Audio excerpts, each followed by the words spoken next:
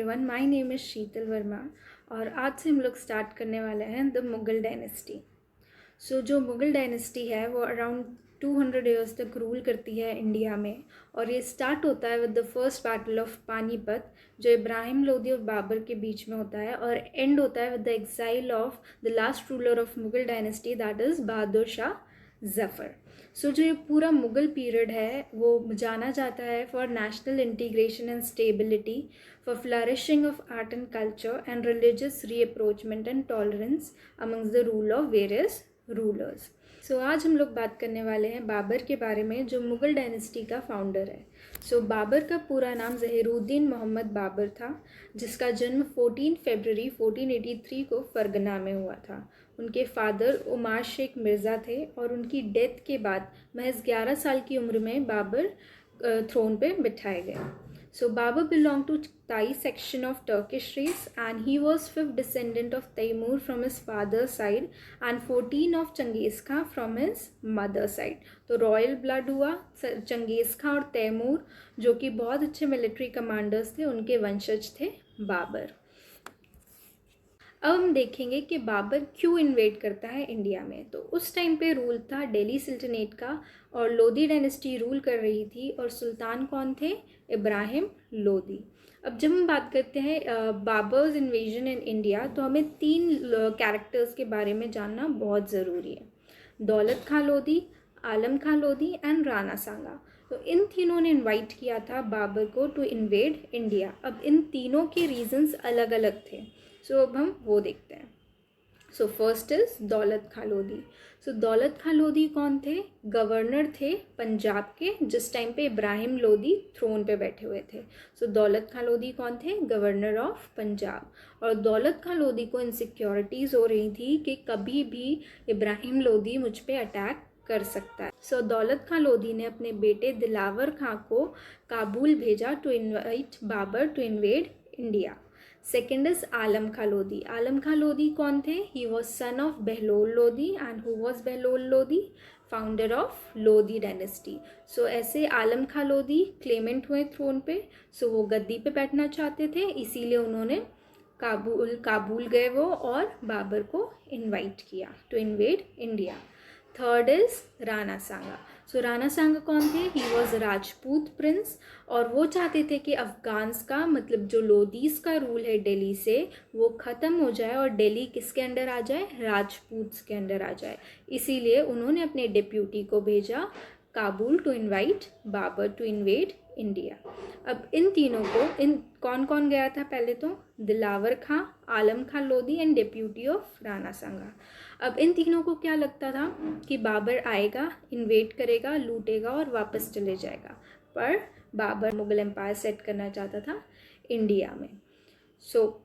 अब ये तीनों इनवाइट करते हैं बाबर को और बाबर आता है और ये सब रिजल्ट इन सब का रिजल्ट क्या होता है? First battle of Panipat. जो ये बाबर का काल है इंडिया में वो 1526 that is first battle of Panipat से स्टार्ट होता है और 1530 जब उनकी डेथ हो जाती है तब तक रहता है। तो इस बीच उन्होंने काफ़ी इंपॉर्टेंट बैटल्स लड़े हैं। वो बैटल से क्वेश्चंस बनते हैं प्री और मेंस दोनों में। तो एक बार हम वो देख लेते हैं।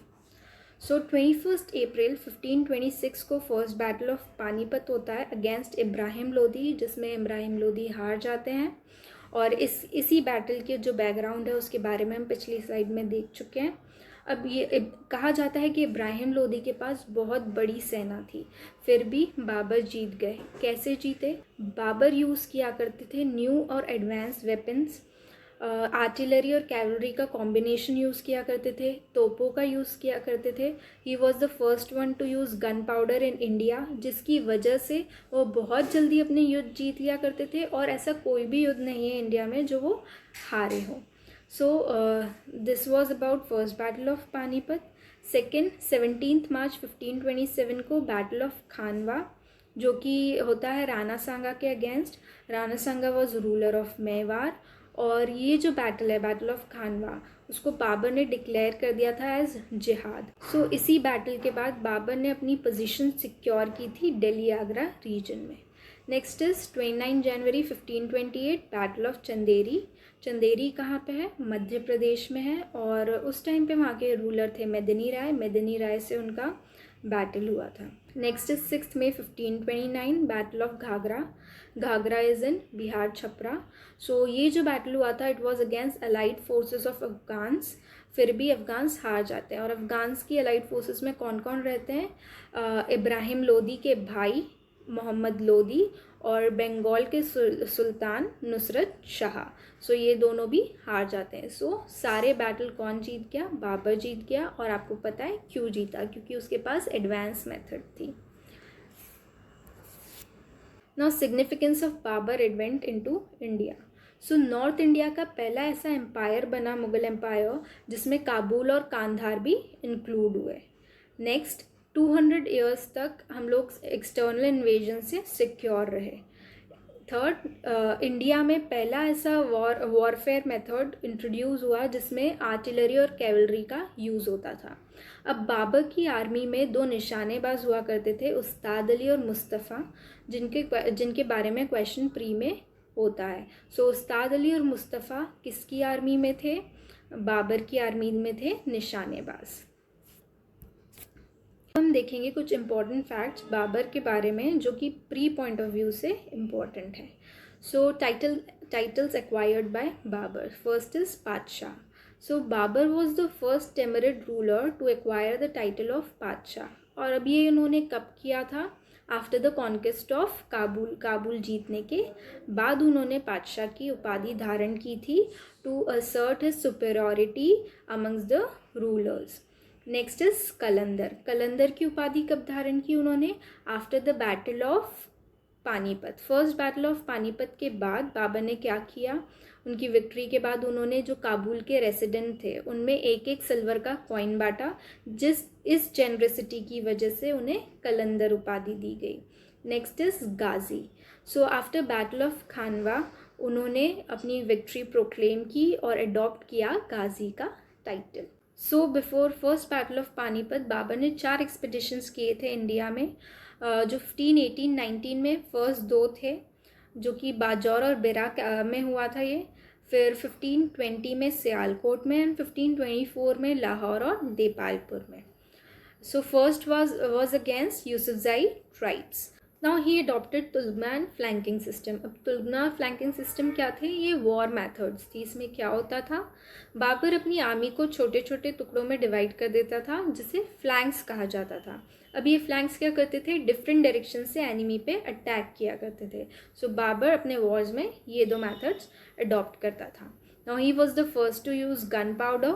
अब जो राजा विक्रमजीत थे he was king of Gwalior, उनसे बाबर ने कोहिनूर डायमंड लिया था और किसे गिफ्ट किया था? अपने बेटे हुमायूं को गिफ्ट किया था। अब हुमायूं नेक्स्ट बैठते हैं थ्रोन पे बाबर के बाद आफ्टर बाबर्स डेथ, और इनका जो रेन होता है वो बहुत ही उतार चढ़ाव वाला होता है।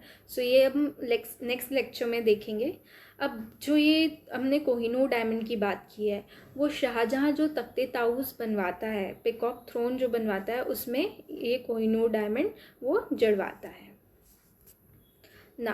Apart from being a great military commander, Babur Persian में पोएट्रीज लिखा करता था और उसके अलावा उन्होंने अपनी बायोग्राफी लिखी है बाबर नामा, जो कि उन्होंने टर्किश लैंग्वेज में लिखी है। और इसी बुक को ट्रांसलेट किया है अब्दुल रहीम खाना ने, जो कि अकबर के 9 रत्न में से एक हुआ करते थे। सो जो अब्दुल रहीम खाना थे उन्होंने ये बुक किस टाइटल के अंडर लिखी थी? तुजुके बाबुरी। और इसी का इंग्लिश ट्रांसलेशन किया है जॉन लेडन और विलियम एरिस्कीन ने 1826। 1530 में बाबर की डेथ हो जाती है और उन्हें बरी किया जाता है आरामबाग आगरा में, और बाद में उनकी इच्छा के अनुसार उनकी बॉडी को कहाँ बरी किया जाता है? काबुल में। सो ये क्वेश्चन प्री में होता है कि बाबर की बॉडी को कहाँ दफनाया गया था? सो पहले तो आरामबाग में और फिर काबुल में। तो आपको क्वेश्चन में क्या पूछा है वो अच्छे से पढ़ना होगा, फिर आप मार्क कीजिएगा। So this is all about Babur and foundation of Mughal Empire. So that's all for today. Thank you. Bye bye.